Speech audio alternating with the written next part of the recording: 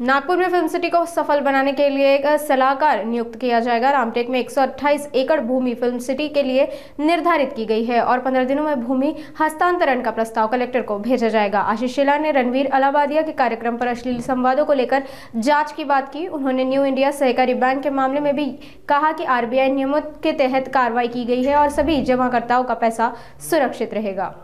आज नागपूरच्या जिल्हाधिकारी कार्यालयामध्ये सन्माननीय आशीष जयस्वालजी आणि आमचे जिल्हाधिकारी, फिल्म सिटीचे अधिकारी, महसूल आणि सांस्कृतिक कार्य विभागाचे अधिकारी अशांची संयुक्त बैठक होऊन या ठिकाणी 128 एकर रामटेक जवळची जागा विदर्भाच्या भागामध्ये सुद्धा चित्रपट निर्मितीला चालना मिळावी यासाठी फिल्म सिटीला या ठिकाणी जागा देण्याच्या संदर्भातली चर्चा झाली।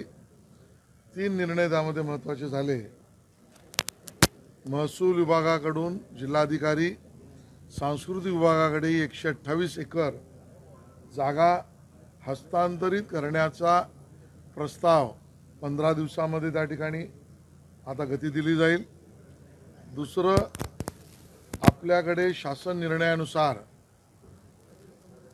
G2G म्हणजे सरकार टू सरकार अशा जागांच्या ट्रान्सफरला आगाऊ त्या ठिकाणी पोझिशन सुद्धा घेता येतं आणि म्हणून अशा पद्धतीने आगाऊ पोझिशन घेऊन, ॲडव्हान्स पोझिशन घेऊन त्यावर तातडीने कशा पद्धतीने चित्रपट निर्मितीला चालना मिळेल आणि लोक इकडे येतील यासाठी एक कन्सल्टंट हा नियुक्त करण्याच्या बाबतीतला निर्णय झाला।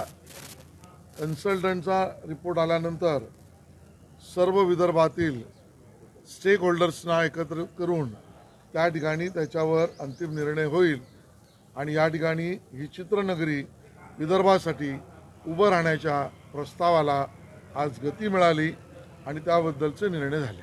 आरबीआयने कारवाई जी केली असेल ती आरबीआयच्या किंवा नियमांच्या कायद्यांच्या चौकटीत केली आहे।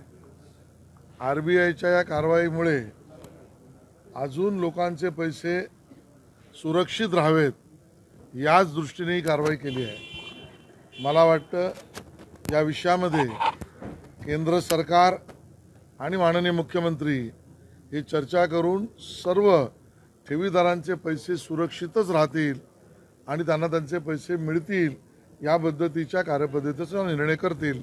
आपण त्याबद्दल निश्चित राहिलं पाहिजे। रणवीर अलाहाबादिया प्रकरणी ऑलरेडी पोलिसांची चौकशी चालू आहे। काल जो आम्ही निर्णय केला तो राज्यामध्ये काही भागामध्ये अशाच पद्धतीच्या अश्लील प्रदर्शन किंवा अश्लील शब्द किंवा अश्लील संवाद याचे काही कांदे पोहे नावाचे कार्यक्रम सुरू झाले। ते थिएटरमध्ये तिकीट लावून होत आहेत आणि त्यामुळे आपल्या नाट्यगृहामध्ये तिकीट लावून कांदे पोहे सारख्या अशा अश्लील पद्धतीचे कार्यक्रम होत असतील आणि त्याला रंगभूमी मंडळाची परवानगी नसेल तर त्याच्यावर तातडीने कारवाई करा असे आदेश मी दिले।